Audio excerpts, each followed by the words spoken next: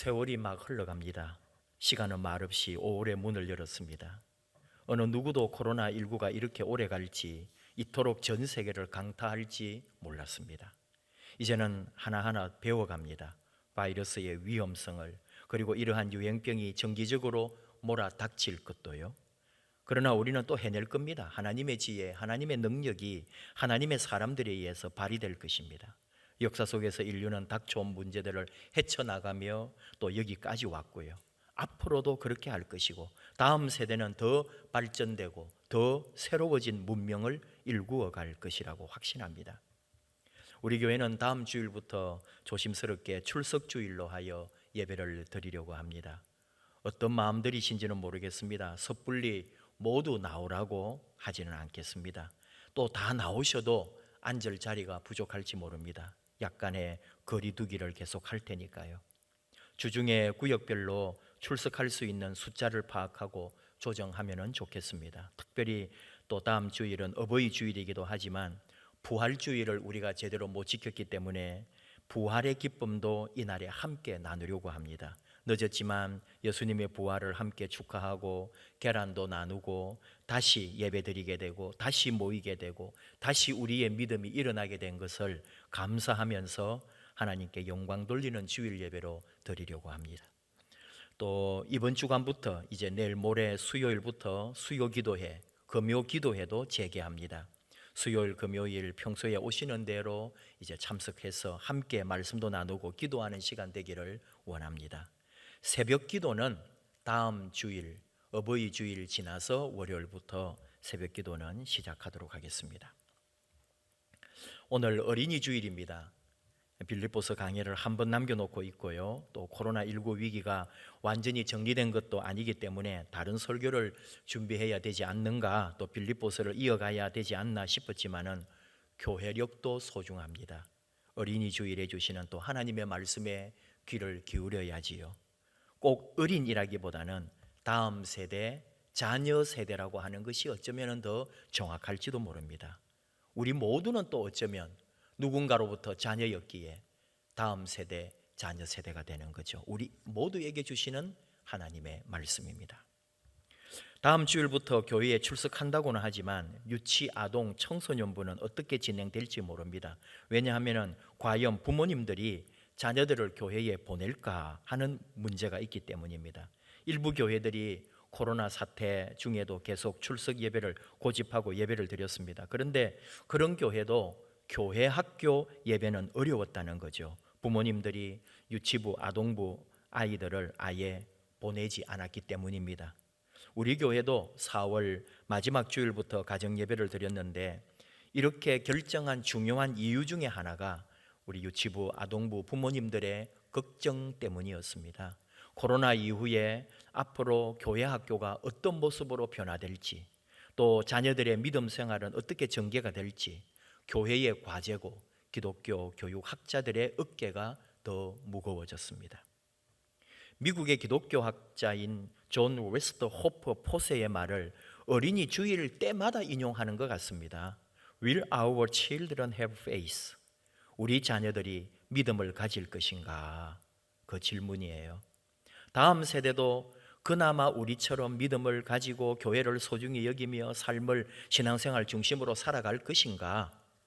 여러분이나 저도 그런 생각을 해볼 때가 있을 거예요. 우리 자녀들을, 다음 세대를 볼 때에 나야 이렇게 믿고 있습니다. 교회 생활도 합니다. 아마 이렇게 살다가 갈 겁니다.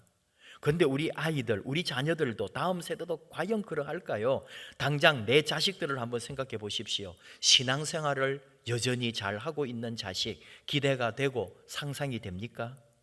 나는 세상을 떠나고 없어도 여전히 교회를 사랑하고 섬기고 봉사하며 나처럼 구역장도 해보고 또 선교회도 하고 청소하고 주방봉사도 하고 더 나아가서 단기 선교도 가고 봉헌생활도 잘하고 그래서 교회가 이웃과 열방을 위해서 선교적 역할을 잘 감당하는 교회가 되도록 우리 자녀들이, 우리 다음 세대가 충성스러운 그런 일꾼이 될 것인가? 오늘 주신 말씀, 예수님께서 그 당대에 파격적인 말씀을 하고 있는 내용인데요. 배경이 있죠. 그때는 남자 성인의 시대, 남자 어른만의 시대가 2000년 전 유대 또는 뭐 외국도 다른 나라도 마찬가지겠지만 아이들은 사람의 숫자에 들어오지도 못했고 관심 밖의 대상이었습니다. 전쟁이나 질병으로 아이를 잃어도 뭐 사실 자기 자녀를 잃은 것은 아픈 일이지만 그거를 또 빨리 접었단 말이죠. 그만큼 아이라고 하는 것은 아기들은 그저 그 존재성에 대해서, 그 인격에 대해서 소중하게 여기는 것이 적은 시대였습니다. 바로 그런 시대에 예수님께서 아이들을 축복했습니다. 예수님 가시는 곳에 사람들이 모여들고 거기에는 부모가 있다 보니까 아이들도 같이 끼어있기 마련이죠. 복잡하고 시끄럽고 집중이 되지 않는 그런 상황인데 그 아이들까지 떠들거나 울거나 막 모여들면은 더 질서가 어지럽고, 그래서 제자들은 아이들을 향해서 물러서라, 비켜라, 애들은 좀 저리 가게 해요 하고 밀어냈다는 거죠. 예수님께서 이 광경을 보시고 화가 났다는 거죠. 이건 제자들을 향한 예수님의 분노였습니다. 그리고 제자들을 향하여 하는 소리죠. 어린 아이들이 내게 오는 것을 용납하고 금하지 말라. 하나님의 나라가 이런 아이들의 것이다. 진실로 말한다. 하나님 나라를 어린 아이와 같이 받들지 않는 자는 결단코 그 하나님 나라에 들어갈 수가 없다. 유진 피터슨은 메시지 성경에서 이렇게 번역을 했습니다. 사람들이 예수께서 만져주시기를 바라며 그분께 아이들을 데려왔다. 하지만 제자들이 그들을 쫓아냈다. 예수께서 노하시며 제자들에게 말씀하셨다. 이 아이들을 쫓아내지 마라. 절대로 아이들과 나 사이에 끼어서 방해하지 마라. 천국의 삶에는 이 아이들이 중심에 있다. 명심하여라. 너희가 하나님 나라를 아이처럼 단순하게 받아들이지 않으면 절대로 그 나라에 들어갈 수 없다. 그러고 나서 예수께서 아이들을 품에 안으시고 손을 얹어 축복하셨다. 마음에 쏙 드는 번역입니다. 어린 아이를 용납하라. 있는 그대로 인정해라. 금하지 마라. 아이를 도리어 축복합니다. 손을 얹고 기도합니다. 안아줍니다. 바로 우리가 그러할 때 하나님의 복이 우리를 통해 아이에게 전해지고 하나님의 역사가 바로 그 아이에게 전수되는 거죠. 예수님이 보여주신 자녀 사랑, 아이 사랑의 모습이었습니다. 꽃으로도 때리지 말라. 어린이 주일 되면 이야기도 자제하는 것 같아요. 김혜자 선생님의 책인데요. 근데 사실은 그 얘기 하려는 건 아니고, 원래 꽃으로도 아이를 때리지 말라는 프란시스코 페레로부터 나온 말입니다. 스페인 출신이고 젊은 시절에 왕정 체제를 무너뜨리려고 공화주의 운동을 했던 그런 사람. 1885년 왕정 타도를 위한 쿠데타가 실패해가지고 프랑스 파리로 망명했던 교육학자입니다. 거기에서 스페인어 교사로 일하다가 거기에서 제자가 남긴 유산으로 다시 스페인에 돌아와가지고 모던 스쿨이라고 하는 학교를 설립하죠. 자유교육을 주장했습니다. 권위를 없애고 자율성, 창의성을 존중하는 교육을 내세웠던 거죠. 국가라고 하는 조직, 기관의 억압된 권위로부터 벗어나서 독립적이고 자유로운 인격체의 양성, 여기에 목적을 둔 것이 페레의 교육 철학이었습니다. 아이가 가지고 있는 그 능력을 키워주는 것 외에는 다른 목적이 교육에는 개입되어서는 안 된다 하는 게 이분의 주장이었어요. 1850년 이때니까요, 여러분. 1880년, 1890년 이 정도, 그때 이미 자유로운 인격과 그 아이 자체의 능력을 개발해 주는 것만이 참된 교육이어야 된다고 주장했던 거예요. 그 당시에도 국가의 이로운 국민이 될 수 있는가, 이런 교육 목적을 가지고 교육을 하려고 했다는 거죠.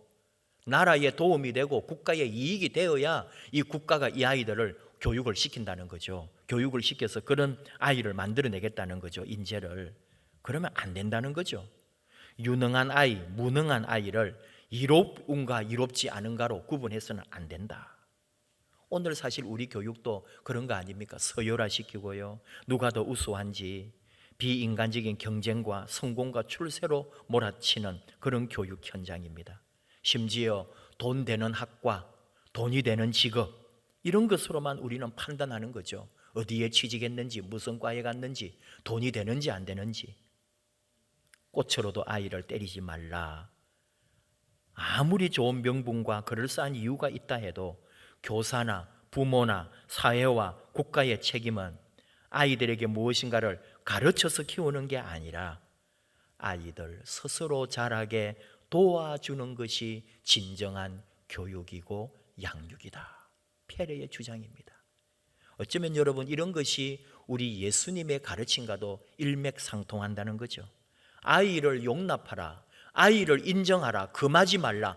그 아이의 인격과 그 아이의 자존감과 그 아이가 가진 그 재능 그대로 받아주고 인정해주고 잘 자라도록 도와주는 거지 우리가 강요하는 게 아니에요. 우리 부모의 실수는 여전히 계속되고 있죠. 특별히 교회에서도 우리 어른들, 먼저 믿은 우리 부모나 교회의 어른들이 실수를 많이 합니다. 아이들을 교회 학교, 유치부를 포함해서 우리 아동부, 심지어 청소년들까지도 우리 어른들이 좀 경시하는 경향이 있습니다. 소중하게 생각하지 않습니다. 말로는 다음 세대, 이제 이 다음에 우리 교회를 이끌어갈 일꾼들이라고 하면서도 알게 모르게 우리는 함부로 말하고 함부로 시키고 함부로 아이들을 상대한다는 거죠. 중요한 이야기입니다. 아이들도 나와 똑같이 예배 드리러 나온 하나님의 자녀요 예배자들입니다. 교회 학교 예배 무시하면 안 됩니다. 유치부, 아동부, 청소년부, 청년부 예배 무시하면 안 됩니다. 똑같은 예배고 그 예배 시간에 우리가 함부로 어른들이 예배당 문을 열고 나가고 들어오고 밖에 어떤 물건들 가지러 들어오고 나가고 교회 학교 교사들이 예배 중인데 들락날락하고 그건 안 되는 거죠. 똑같은 예배입니다. 그러니까 교회 학교 교사들의 사명이 얼마나 큰지도 아시겠죠. 교회 학교 예배 드리는 그 예배, 교회 학교 교사들의 사명은 그 아이들, 어린이들 또는 학생들이 예배를 온전히 드릴 수 있도록 잘 도와주어야 합니다. 이들이 자라가면서 제대로 예배하고 제대로 하나님과 동행하는 삶을 살도록 본이 되는 것이 교사 아닙니까? 영혼을 사랑하고 섬기는 교사, 선생님의 그 믿음을 봅니다. 학생들이 자신을 얼마나 사랑하고 자신의 영혼을 위하여 기도하고 있는 선생님인지를 그들은 다 알고 있고 우리 선생님의 사명은 그 어린 영혼들의 뼛속까지 하나님의 말씀과 믿음과 신앙의 본이 되어서 스며들어가야 한다는 거죠. 그럴 때 무엇보다도 소중한 것은 하나님의 말씀이 될 것입니다. 교회 교육 또 우리 가정의 신앙 교육에서 하나님의 말씀, 성경을 빼고는 어떻게 말할 수 있겠습니까? 말로 우리가 하나님 중심이라고 할 때 그것은 분명한 것은 하나님의 말씀입니다. 디모데후서 3장 15절을 통해서 가르쳐 주신 말씀, 배우고 확신한 일에 거하라 할 때에 그 확신할 수 있는 것은 바로 하나님의 말씀, 성경이었거든요. 사도 바울을 통해서 디모데에게 전수했던 말씀, 하나님의 말씀에 확실하게 거할 수 있는 그런 교사가 되라고, 그런 스승이 되고 지도자가 되라고 권면했지요. 오늘 우리가 어린이 주일에 우리 자녀뿐만 아니라 우리 교회의 다음 세대, 교회 학교, 그리고 우리 인류의 미래를 생각하면서 이런 말씀을 함께 나눕니다.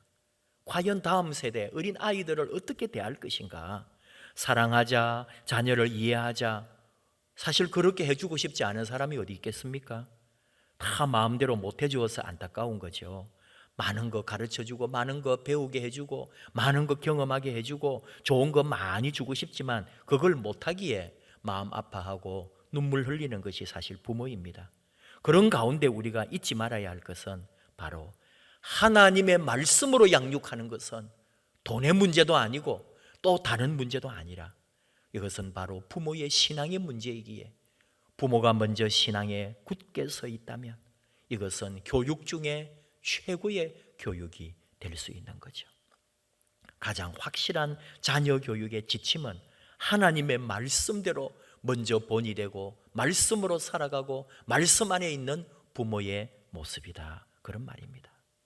하나님의 말씀이 뭐냐고 할 때는 우리 칼 바할트를 통해서 배운 게 첫 번째는 바로 성경, 바로 하나님의 말씀입니다. 또 하나는 예수님 자체, 그분이 하나님의 말씀 그 자체입니다. 그리고 세 번째는 강단에서 선포되는 설교라고 했습니다. 우리 어른들에게는 설교가 되겠지만 교회 학교는 물론 교회 교육자의 설교를 더불어 그 선생님들이 가르치는 공과가 되지 않겠습니까? 그러니까 그 말씀 하나하나 잘 심어줄 수 있도록 선생님이 얼마나 더 많이 애쓰고 금요일 토요일부터 그 공과를 붙들고 기도하고 준비하고 그리고 주일에 만나서 그 영혼에게 생명의 말씀을 심어주려고 애쓰는 그런 교사가 되어야 하는 거죠. 세상에서 배울 수 없는 것, 돈으로도 과외로도 배울 수 없는 것은 바로 하나님의 말씀 교육입니다.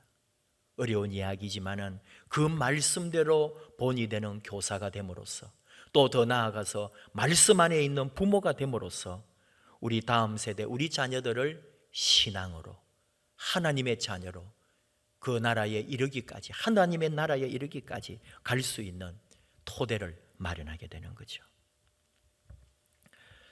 우리 하나님의 말씀 가운데 극단적인 두 부류의 부모가 나오죠.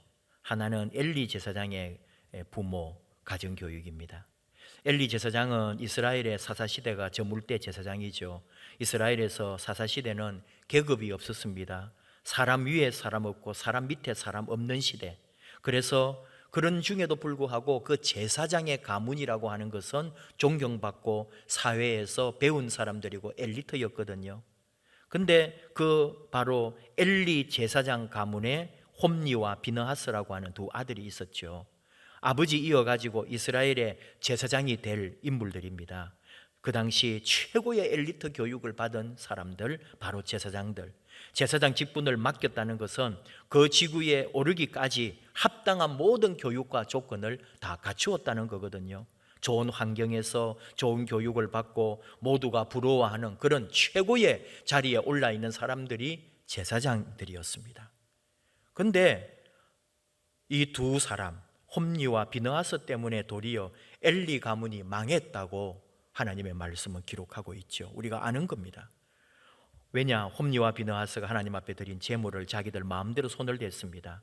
가장 좋은 맛있는 고기 부분을 자기들이 먼저 떼나가고 자기들이 소유화했습니다. 거기다가 하나님의 궤를 모신 회막에서 수종되는 여인들을 꿰어서 동침하기도 했습니다. 이런 일들이 엘리 제사장 귀에도 들어갔죠. 당연히 아버지 엘리가 두 아들을 불러서 권면합니다. 내게 들리는 소문이 좋지 않구나. 너희들이 여호와의 백성으로 범죄케 하는도다. 사람이 사람에게 범죄하면 하나님이 심판하시려니와 만일 사람이 여호와께 범죄하면 누가 그를 위하여 간구하겠느냐. 아버지로서 마땅히 아들들에게 권면할 수 있는 내용이었습니다. 그런데 이 아들들은 아버지 말 듣지 않았습니다. 아버지 말이 먹혀들지 않았습니다. 이 아버지 말을 듣지 않는 이 아들들을 어떻게 해야 합니까? 그것은 모든 주석가들이 이해하기로 기본 배경부터 어릴 때부터 잘못 키웠을 거라고 확신한다는 거죠. 교육이 잘못됐다는 거죠. 아버지의 말을 듣지 않는 아들들, 더 이상 그러면 엘리가 더 강력한 교육을 해야 하는데 그 이후에 말이 나오지 않거든요. 아버지 엘리의 역할이 나오지 않았다는, 거기서 끝났다는 거예요. 그걸 지적하는 거죠. 오늘날 우리의 모습을 말한다는 겁니다. 신앙교육에서 1차 실패를 했을 때 어떻게 할 것인지, 우리의 자녀들이 신앙에서 떠났을 때 부모가 어떻게 해야 될 것인지에 대한 대안이 오늘 우리에게도 없다는 거죠. 마치 엘리처럼. 그러므로 믿음의 가문이 끊어지고 하나님의 놀라운 은혜라기보다는 도리어 하나님으로부터 버림받게 될 수도 있더라는 거예요. 또 하나 대비적인 교육 방법은 사무엘에게서 보는 거죠. 한나가 나이 들어서 어렵게 얻은 아들입니다. 사무엘이 젖될 때가 될 때 이 아이를 엘리 제사장 집에 데리고 가서 거기서 키우거든요.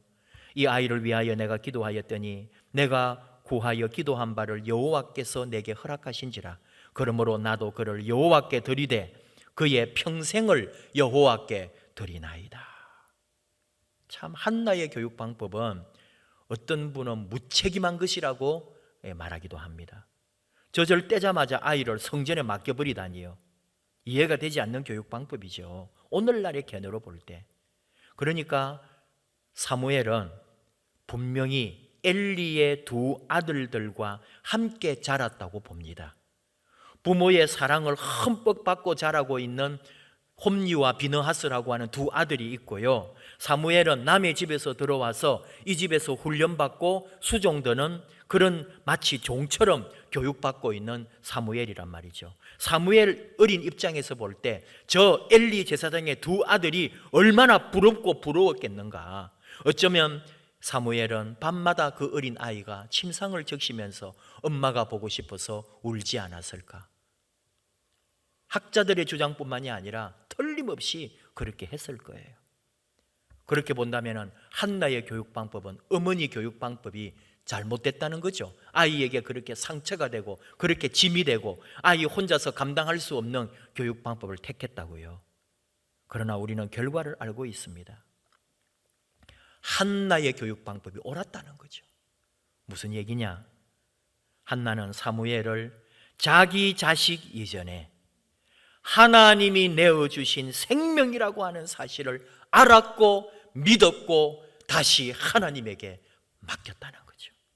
하나님의 방법대로 사무엘이 내 아이가 성장하기를 원하고 기도했고 그대로 실천했다는 거예요. 오늘 우리가 그럴 수 있을까요? 하나님 방법대로 그게 어떻게 하는지도 모르는 게 오늘 우리의 현실 아닙니까? 하나님 뜻대로 자녀를 양육한다고 할 때 그걸 어떻게 해야 되는지도 모르는 게 오늘 우리의 모습 아닙니까? 그래서 우리는 실패하거든요. 끊임없이 세상대로 하려고 하거든요. 지식을 가르치고 또 세상에 차지할 수 있는 세상의 지위를 차지하게끔 그것에 실패하면 마치 교육에 실패한 것처럼 생각하는 우리의 모습들. 하나님께서는 하나님에게 맡긴 자녀를 영원토록 책임지십니다. 오늘도 유효합니다. 우리의 모든 자녀들은 하나님의 자녀입니다. 하나님이 주셨습니다. 하나님 방법대로 맡기고 하나님 방법대로 키울 때 되는 겁니다. 그걸 오늘 예수님은 아이들이 내게 오는 것을 용납하고 금하지 마라. 나와 아이들 사이를 떼지 마라. 예수님은 단호하게 말씀하셨습니다. 마찬가지로 우리 다음 세대도 마찬가지고요. 우리 자녀들도 마찬가지고요. 세상이 다릅니다. 완전히 다른 시대가 됐습니다, 여러분. 지금 이제 역사는 코로나 이전과 코로나 이후로 바뀔 거라고 했습니다. 1990년대 태어난 사람과 우리 옛날에 1960년대 태어난 사람과는 완전히 다른 세대가 됐단 말이죠. 그걸 우리가 깨우치지 못하면 영원한 단절입니다. 교회도 그렇습니다. 교회의 풍토가 바뀌고 교회의 문화가 바뀌고 교회가 지금 완전히 바뀌는 시대에 우리가 살고 있습니다. 이 시대에 우리가 어떻게 할 것이냐? 엄청난 과제를 안고 있죠.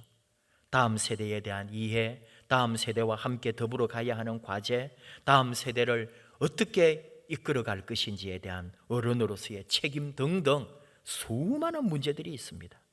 그런데 오늘 예수님은 말씀하셨단 말이죠. 용납하라고. 이 용납하라는 게 뭐냐 이거죠. 인정하라는 거예요. 그대로 받아주라는 거예요. 이해하라는 거예요. 기다려주라는 거예요. 그리고 그 순수성을 인정해 주라는 거예요.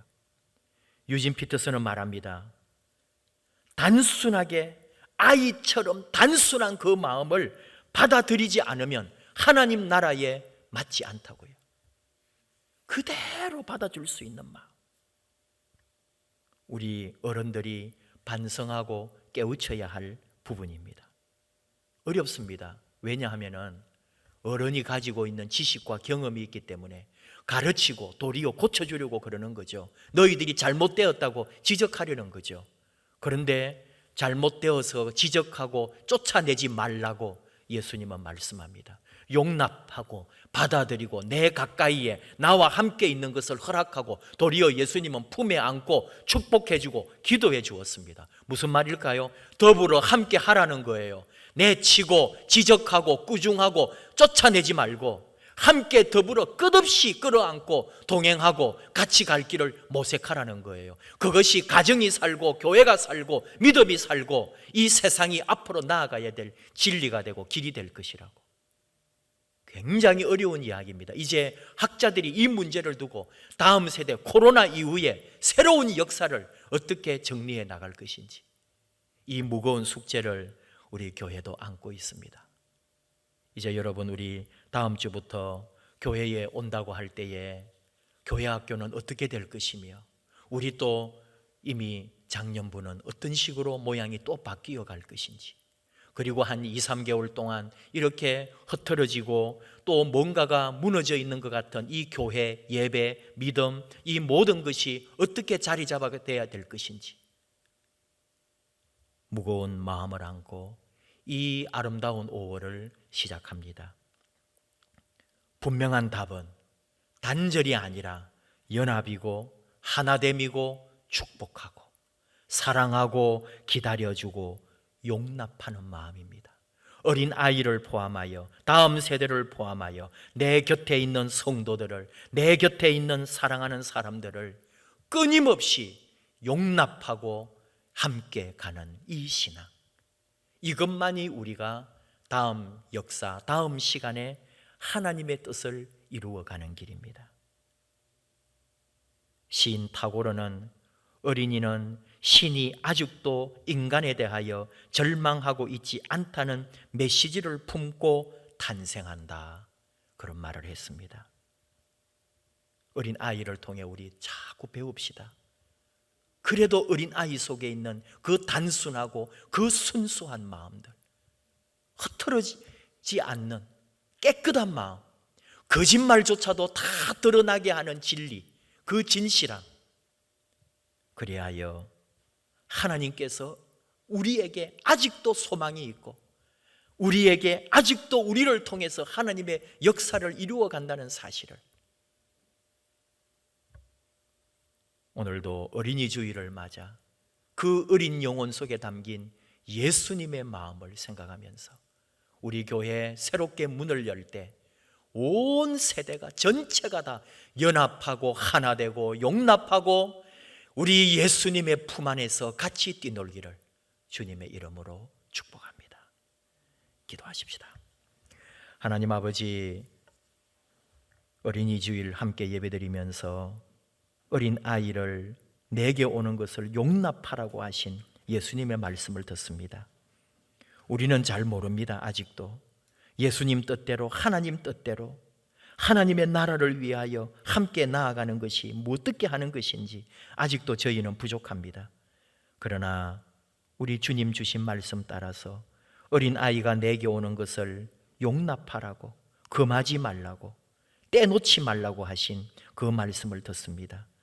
우리 교회가, 우리 부모들이 어린 아이를, 다음 세대를, 우리 교회 학교를 결코 떼놓지 말고 항상 하나 되고 연합하고 또 품고, 그래서 하나님의 나라를 만들어가는 저희들 되도록 앞서 믿고 부모 되고 먼저 가는 우리들이 우리 하나님의 깊은 뜻, 예수님의 깊은 말씀의 의미를 더 깊게 이해하는 그런 아름다운 하나님의 사람들로 세워주시옵소서.